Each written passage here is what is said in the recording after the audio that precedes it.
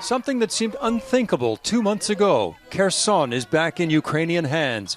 Cars driven by soldiers swarmed by overjoyed residents. The Ukrainian flag raised above Freedom Square once more.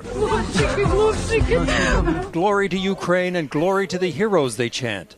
Touching scenes as residents rush to hug their heroes, and such a reversal of fortune.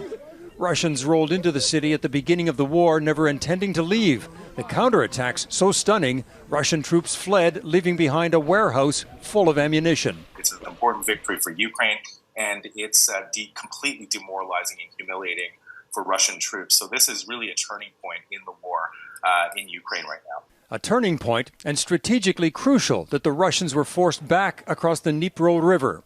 They've also achieved significant military objectives. Yes, the taking back of Kherson city, and it's significant because of the geography for Ukraine. It protects their southeastern coastline, it protects Mykolaiv, it protects Odessa. It puts far more pressure on Crimea in the south, and also not only Crimea and the Russian forces there, but also the Russian Black Sea Fleet. It was just 6 weeks ago that Russian President Vladimir Putin celebrated the annexation of 4 regions, including Kherson. But when the decision was made to pull troops out, it was left to a Russian general to announce it. More than 30,000 Russian service personnel, weapons and hardware were withdrawn, he said.